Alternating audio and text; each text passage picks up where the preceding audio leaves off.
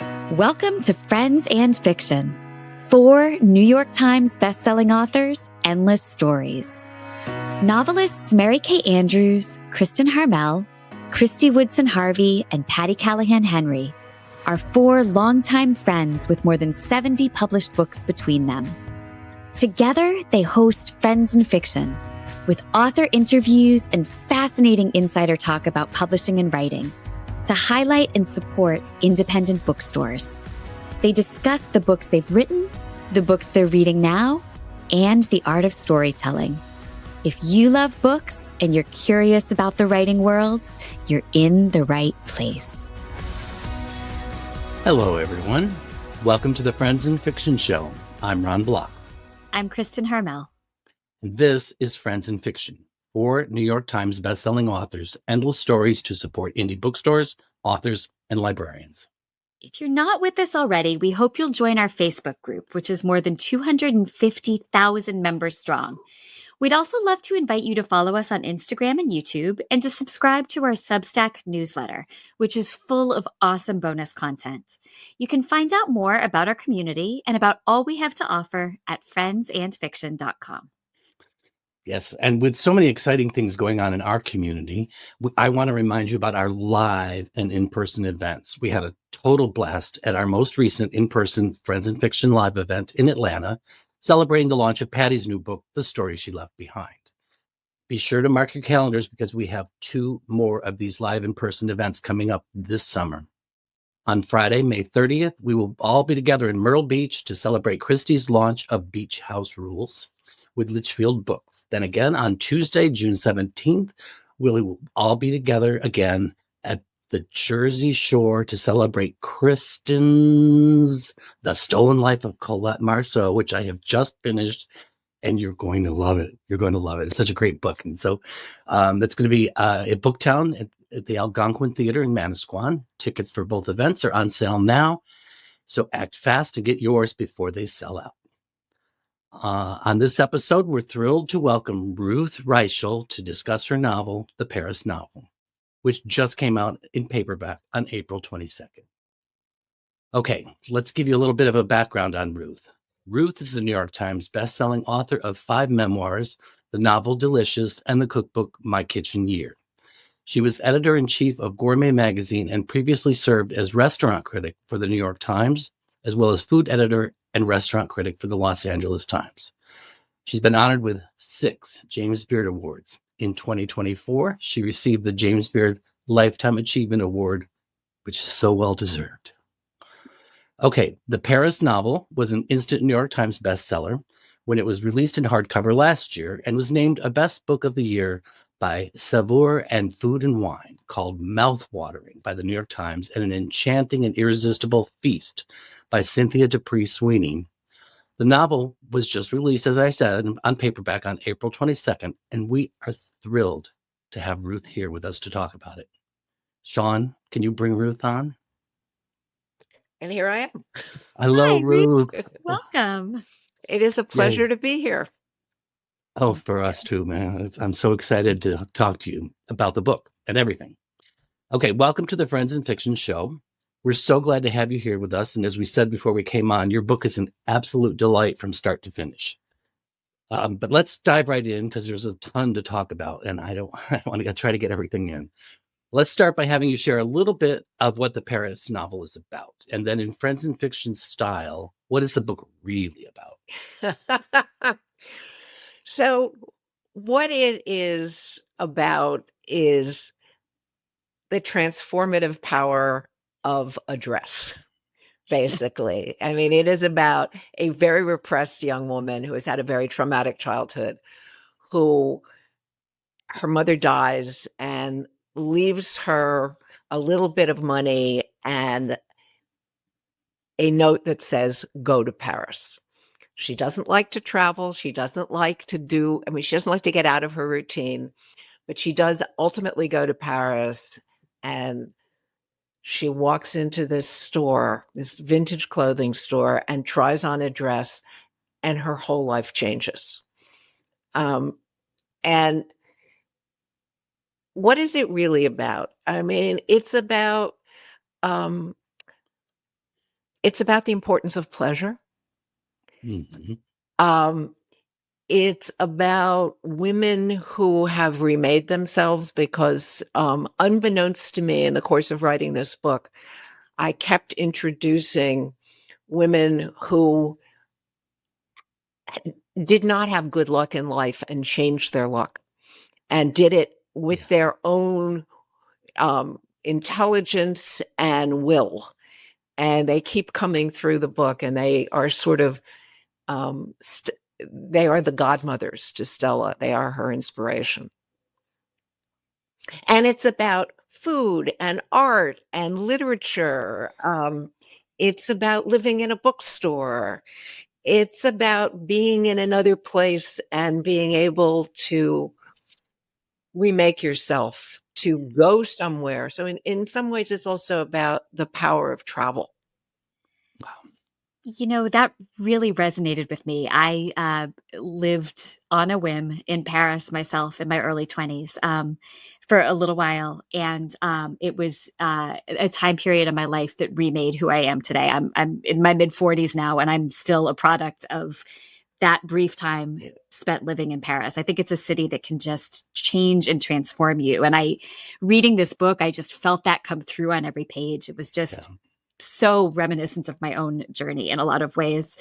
But, I wanted to ask you, you mentioned the dress. Can you tell us a little bit more about the dress that appears in a Paris dress shop and changes the course of the story? How did that thread emerge for you? So in the book I wrote just before this, Save Me the Plums, which was about my time as the editor-in-chief of Gourmet Magazine, there is a chapter on Paris. And I'm so glad that you said that about Paris, because I tried very hard to make Paris a character in the book. It was. Absolutely. Yeah. And so when we did a Paris issue in my first year at Gourmet, we did a Paris issue. And I walked into a vintage clothing store and tried on this dress that the woman in the store, the sales lady, said, "I have your dress." And she insists that I try this dress on. And I'm not, as you can probably tell, a fashionista, but this dress, I looked in the mirror and I was another creature. I was everything I'd always wanted to be. I was glamorous. I looked like, an aria was going to come out of my mouth. I was literally, I so wanted to be that woman in the mirror. And I said, "How much is the dress?" And she goes over and has a talk with the owner of the shop. And she comes back and very excited and says, "He has made a special price for you. It's only 50,000 francs.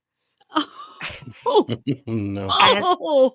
And I did the math, and it was $6,000. Oh, only $6,000. Only $6,000. Yeah. And this is change. And I said, "This is not my dress." And my editor, the late Susan Campbell, she was a legendary editor. And when I turned the book in, she said, "I love that chapter about the dress so much. I wanted you to buy the dress. And I didn't care if it took every penny. I was so disappointed when you didn't buy the dress." And she said, "Don't you think you could write a novel where the character buys a dress and it changes her life?" I love it. And the minute she said it, I saw the novel. I mean, it was such a gift, because the other thing that I thought, there were a lot of reasons why I said this book in 1983. Yeah. But I have a master's in history of art. And when I was getting my master's, like everybody who studies Impressionism, you look at Manet's Olympia, and you learn that it was such a shock when that painting was shown in Paris in 1876 that men attacked it with their canes. It was a scandal, because here is a naked woman, a prostitute, who dares to judge you. I mean, she is not ashamed, and she looks at you, and you know that she's saying, you can look at my body, you can have my body, but you can't have my mind. And I always wanted to, what I wanted to do was write my master's thesis on her, because what we learned is that she became an artist in her own right, a very difficult thing for a woman, and especially for a working class woman to do. I mean, women were not admitted to the École des Beaux-Arts. I mean, the women painters that you've heard of from that era were all wealthy women who were privately educated. Yes. So here's this woman who she actually showed in the Salon 6 times, and not one of her paintings existed. And I wanted to write my master's thesis on her. And of course, my professor said, "Oh, don't be ridiculous. That's not so when Susan said, write this book, I thought, this is my moment to explore Victorine's life and find out how she did what she did. Oh, I love that. I also love it when books come from such a true place of you. Like, these were things that happened in your past. They were things that shaped your experience. And I think there's something really powerful about putting something like that on the page. Because you mentioned Susan, I wanted to ask you briefly about that. So in your author's note, you talk very lovingly of her, Susan Campbell, who was taken from us too soon. And in fact, you dedicate the book to her, saying, "For Susan Campbell, my beloved editor, who asked me to write this book. It makes me so sad that she will never get to read it." Could you talk a little bit about how you felt while you were writing this? Did you feel like she was with you as a part of this story because she'd been with you at the beginning? I am like many writers. I am not someone who likes to write. I will do anything to avoid sitting down at the computer. Anything. I will find, places in my house to clean. No, I don't go that far. There's limits. There's limits. I'm not cleaning. No, I'm just kidding. But this book was kind of magical. I mean, it was the only time I have ever had fun writing. And I actually said to my agent when I sent it to her, this book has to be terrible, because there's no way that something that was so much fun to read can possibly be any good.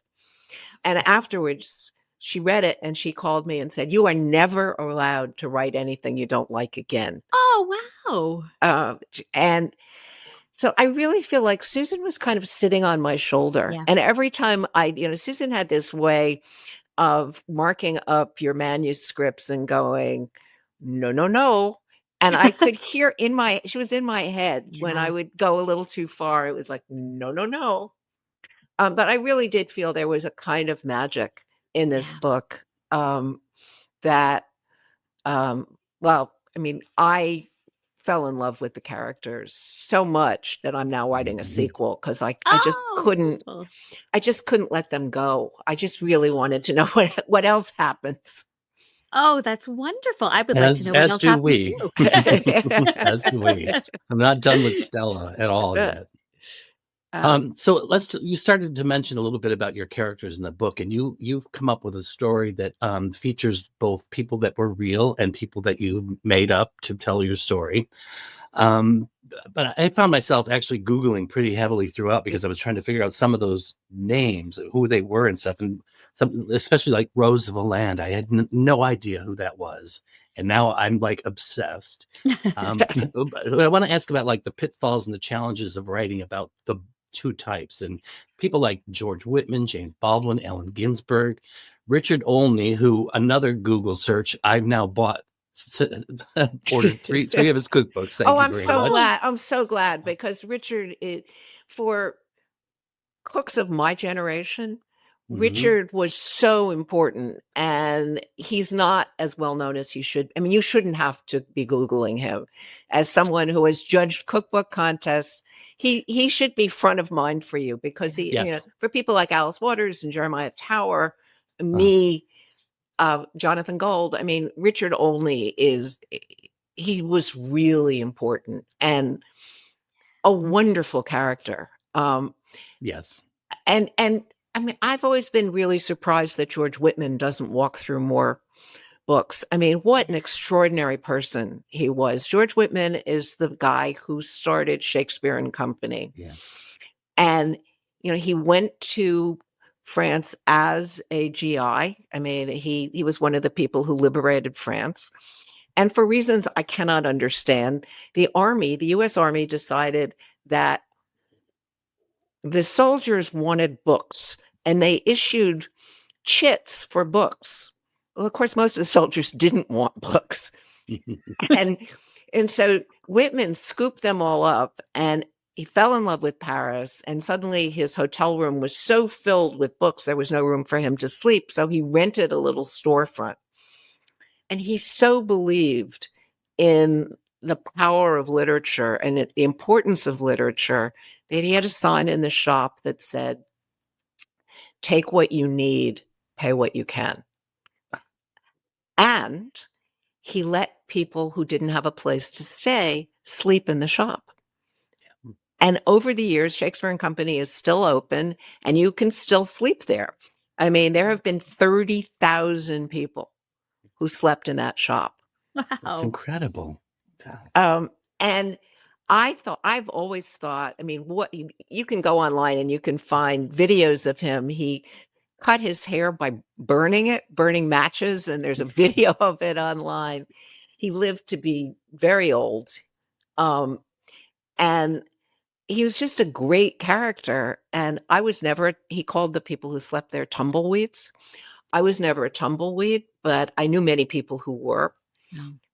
And so I always had this fantasy of what it would be like to Yeah. live in a bookstore. I mean, how great is that? It's Yes. perfect. It's perfect. Perfection. Well, Kristin and I were actually texting each other, and she said, like, "Are we ready to start our tumbleweed era now? Let's go." Oh, ready. Yeah, it's pretty cool. So did you feel any kind of pressure to get things right, especially with the real real characters that you did? Because it feels like it's quite a responsibility.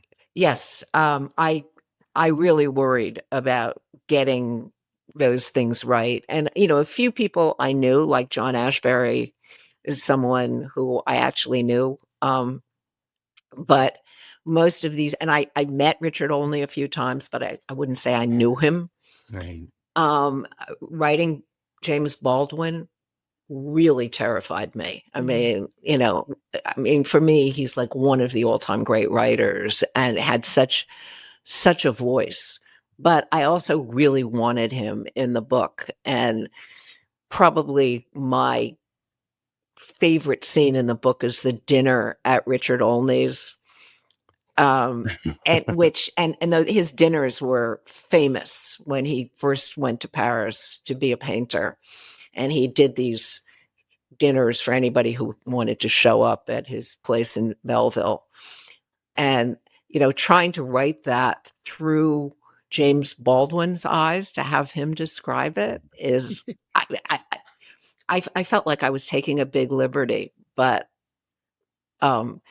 they were friends. I mean, Richard Olney painted James Baldwin. I mean, they were good friends. And he was such an important part of that era in Paris.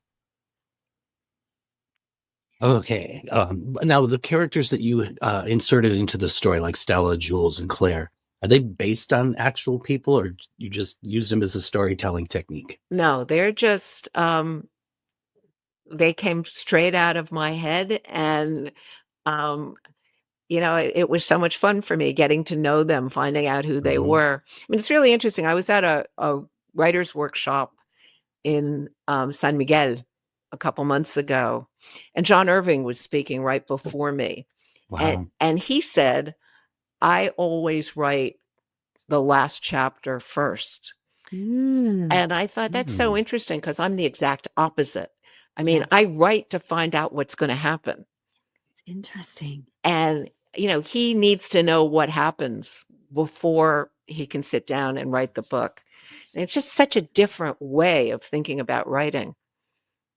It is. And that's such an interesting point. We've been doing this Friends in Fiction show for 5 years, and we always ask people about technique. And I feel like we've received as many answers as we've had, there have been guests. I mean, everyone goes about it in a slightly different way, and can't imagine doing it like somebody else. So it's an interesting thing to point out. And I was thinking as you were talking about the characters that came from your imagination, they're like the tumbleweeds living in your brain, right? Like they've No, taken up residence there, your good very thinking. own tumbleweeds. Yes. Yeah. And one of the things I like, I mean, I truly do love all these characters, and Django, who just appeared for me. I mean, you know, Wow. it's so wonderful when they just, you know, Yeah. I mean, I didn't even know if she was going to find him. Yeah. And suddenly she does. And the chef, Eric Ripert, was one when I first did book tour last year. He interviewed me. Oh, cool. And he was so generous and lovely. But one of the things he said, you know, I just love Django. He's like the Peter Pan of chefs. Oh, no. Now, in my head, you based that character on Eric Ripert. But Oh, that's interesting. No, I did not. I mean, Eric Ripert is he's much, I mean, Django is a lot of fun, but he's not near, I mean, Eric is, he is one of the most wonderful people in the, I mean, he's gentle and kind, and Django has a kind of dangerous edge to him. yes. He does. Oh, I wish we indeed. could talk about spoilers, but we don't. You know, as we've been talking about, your storytelling is exquisite. I mean, with every bite of food, every piece of art, every beautiful description of fashion, I really felt like we were transported to Paris. We were really there with you. So I wanted to talk to you a little bit about your own connection to Paris, but more so about the research you did to get 1980s Paris just right. Okay. So there is a reason why I chose 1983. I mean, one, the dollar was strong, the franc was weak. It was a great time to be in Paris. But also, I first became a restaurant critic in like 1975. But I was freelance. I had no money. I was living in a commune in Berkeley. And so I could go to the restaurants that I had expense accounts for. But I was probably the only restaurant critic in America who had never been to a 3-star restaurant. Okay. You know, I mean, because I couldn't afford them. Yep. Right. And I went to the LA Times in 1983, and on my first day there, I said to my new boss, "What is the limit of my expense account?" And he said, "We'll let you know when you go over it." Oh, wow. They never did. Dream come true. I mean, this is another era. This was when the Yeah. LA Times was known as the Velvet Coffin. I mean, so I said, I'm going to Paris. So all the and had these experiences. I mean, all the meals in the book are actually meals that I ate. I did go to L'Espérance for lunch and stay for dinner. Wow. You know, and so I chose it because I was writing about someone who is coming to food in a new way. Yes. But for me as a writer, I mean, I already had a sophisticated palate. But I had great notes on all these meals, and it really was a thrill for me to go eat these extraordinary meals at that time in Paris. I also with Jules, this wonderful old man that Stella meets and who becomes kind of her fairy godfather. Yeah. And he's another character I just love so much. But I made him an old man because I wanted to be able to bring in the Paris of Hemingway and Picasso and, you know, that Paris of the 20s. And Jules was old enough to have known all of those people. Yeah. Right. And so I wanted the whole century basically to play around with in Paris. That makes perfect sense. And if you'd said it much later, you couldn't have done that. It all worked out perfectly time-wise. Yes. And it was a great time to be in Paris those days. I mean, you know, I would go there before I had the LA Times job. I would go to Paris. I mean, I spent a lot of time in Paris. but I would be there on like $2 a day. Yeah. You know, That was my Paris experience. I mean, I would borrow a friend's apartment or stay in some really dirt cheap hotel and basically eat bread and cheese in the park. Yeah. Yeah. Even that sounds amazing. So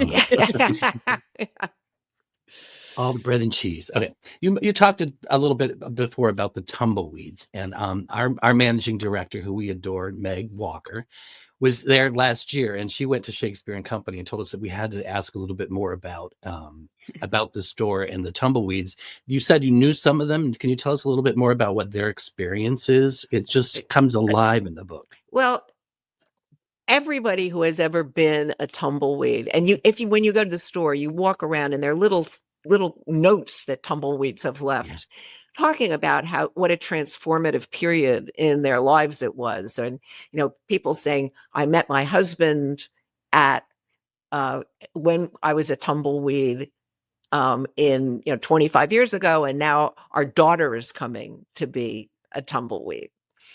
And for me, as I said, I lived in a commune in Berkeley for 10 years in the mid 70s to the mid 80s.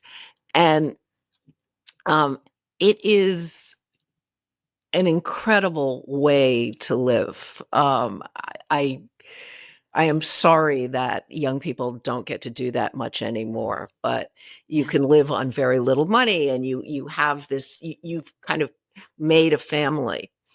And that is what my feeling of what it is like in the best moment of being a tumbleweed is that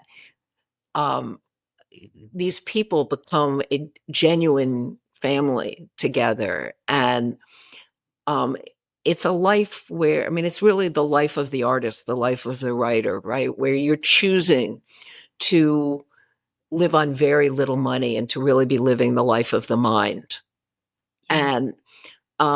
And because it's Paris, you're also living the life of the senses, but you're really sort of throwing out all the things that, and George was, he was a person, he was not a conventional person. So he pretty much encouraged you to follow your passions.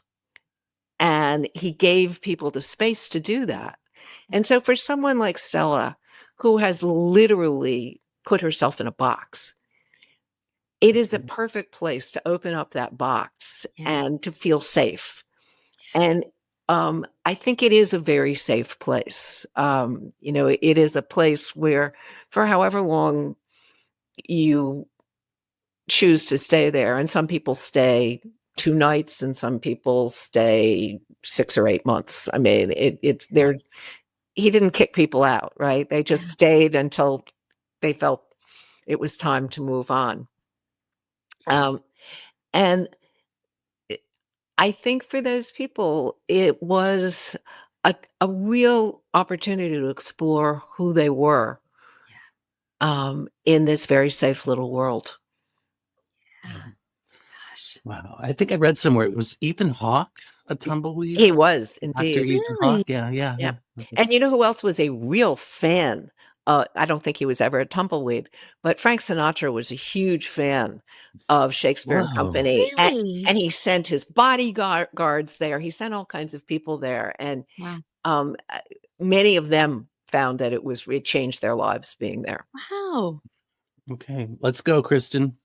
Exactly. That's right. I told you I'm ready for my tumbleweed era. It's now. It's now. Okay, so the book has just come out in paperback, and I understand that there might be there's a special book club edition, and there might be some additional surprises in it. God, I didn't know that. Oh, I'm sorry. Like, this is great. Good news. I read that there was a map of Paris going to be included, and then the special recipe. Oh, nice.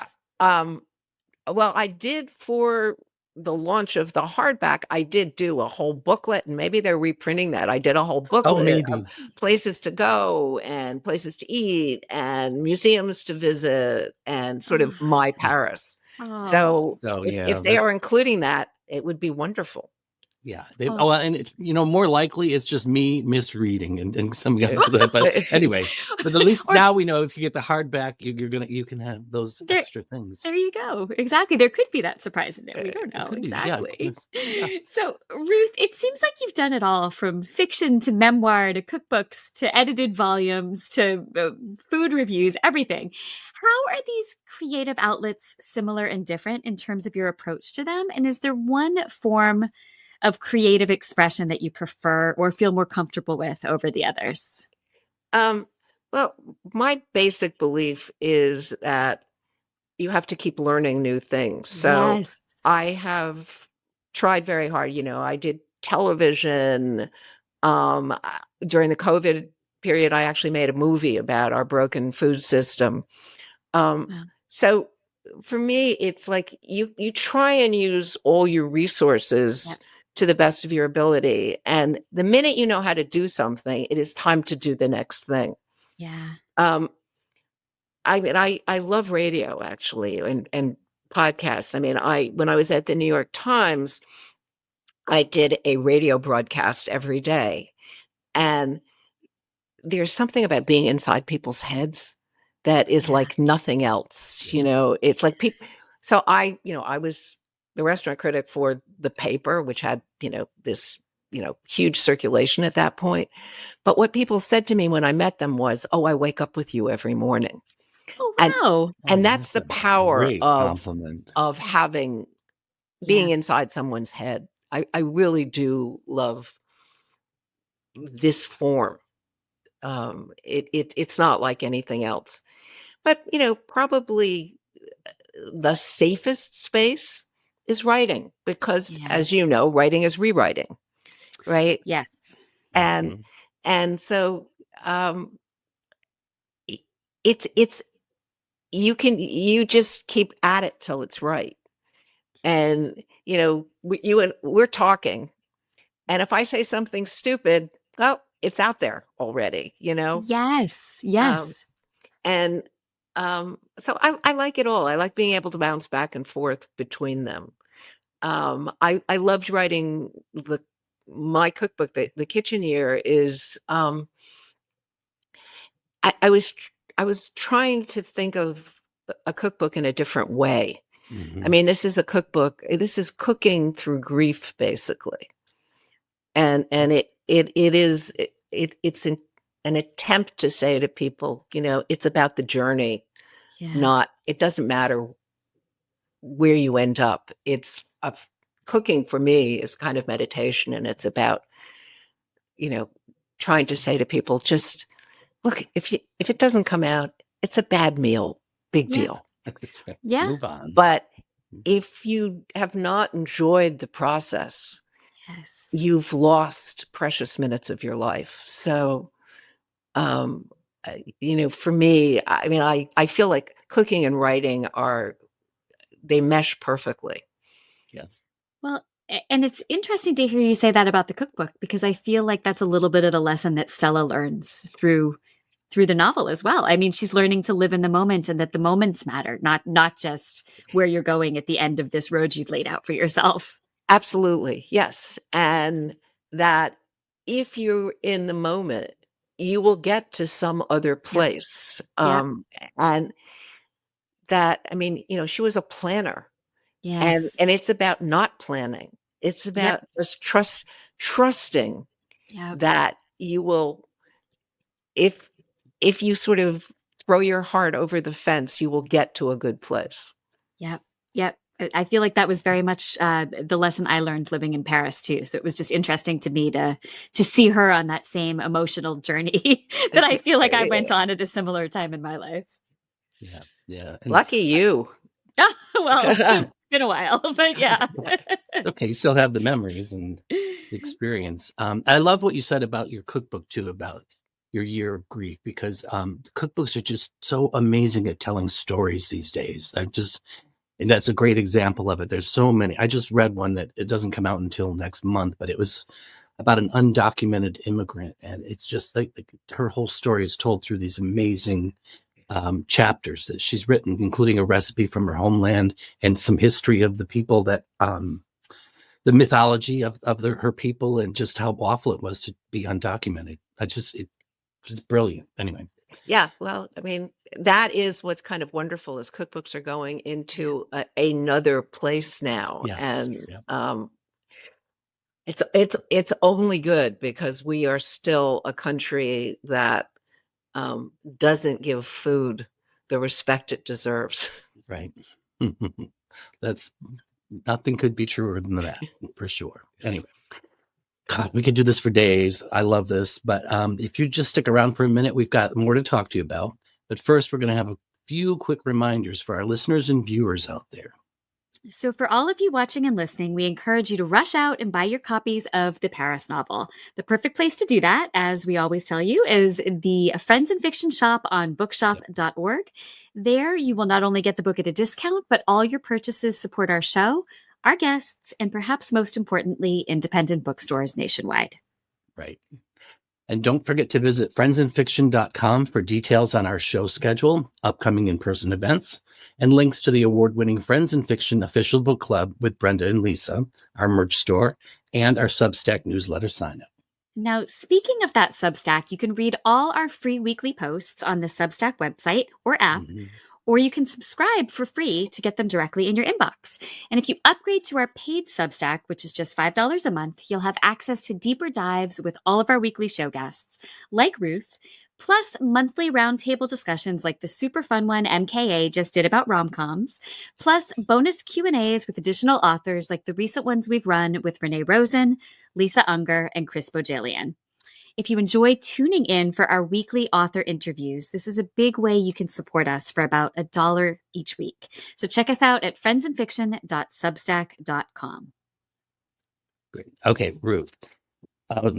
As you may have gotten from what we were just saying, we are big fans of the Substack platform, and we're totally enamored with your La Brief newsletter. Can you tell us about how it started? And I loved your most recent one about Grant Achatz and bringing those two restaurants to Brooklyn, was it? Yes. Yes. Actually, when Substack started, they came to me and said, would you do a Substack? And I was like, no, I really don't want, I don't want a deadline, and so then they said, well, would you just do it for a month? Well, like an idiot, I posted every day for a month. Oh, Nobody wants to read that much. I mean, but at the end of the month, I said, okay, I'm done. And they said to me, you have the best open rate on all of Substack. Wow. He said, you have like a 74% open rate, which is crazy. That's great. So you really need to keep doing it. And so I started doing it once a week. I post very regularly. I post every Friday at 11 o'clock. And I have loved doing it. I mean, part of it is that, I've now been writing for 55 years. Wow. In the first, 10, 15 years, I was writing for magazines, most of which have not been digitalized.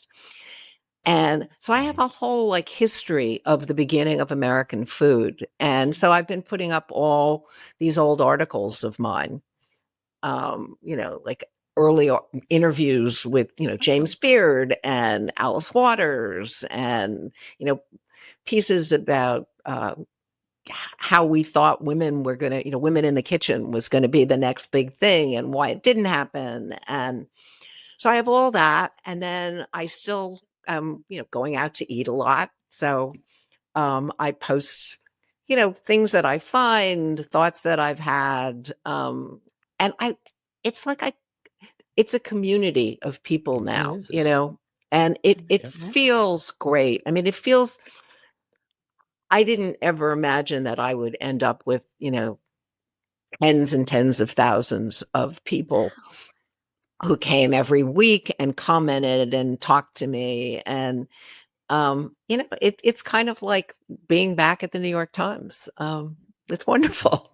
Yeah. How wonderful. What a wonderful thing to have have found yourself in. That's great. How can people find that Substack and how else? Yeah, I'm sorry. So it's called La Brief, Okay. but basically if you just put Ruth Reichl Substack Perfect. into your browser, it will come right up. Wonderful. And are there other ways we can connect with you online or find you on the road? Well, you can find me on the road. If I'm on the road, I will mention that in Okay. La Brief. But also, the movie that I made during COVID is called Food and Country. And I'm very proud of it. I mean, it's mostly about farmers and how difficult it is to be a farmer in America. And it's streaming on, all platforms that you can get. So it is a very different muscle than, Yeah. For sure. The Paris novel is fun. Food and Country is really serious. It's about why our food system is so broken, how we got here, and what we can do about it. Oh, I can't wait to watch it. It Yeah, I'm sounds gonna watch that. incredible. Yeah. Yeah, and how cool to have flexed a completely different writing muscle and a completely different storytelling muscle. I think that's incredible. Good for you. All right. Well, Ruth, thank you so much for joining us today. It was such a pleasure speaking with you. Thank you. This was great. You guys are wonderful. Thank you. And I enjoy the work that you do so much. So I'm very honored to be part of it. Thank you. Oh, thank you. Our pleasure. Okay, be sure to tune in next week when Kristy, Kristin, MKA, and Patti will be together live to celebrate the launch of Kristy's new novel, Beach House Rules. That show will air live on the Friends in Fiction Facebook page and YouTube channel on Wednesday, May 21st at 7 p.m. Then it'll be published on our podcast for your listening pleasure on Friday, May 23rd. Thank you to all of you out there for being with us. We'll see you next time. Bye-bye. Bye. Thank you for tuning in. You can join us every week on Facebook or YouTube, where our live show airs on Wednesday nights at 7 p.m. Eastern Time. Also, subscribe to our podcast and follow us on Instagram. We're so glad you're here.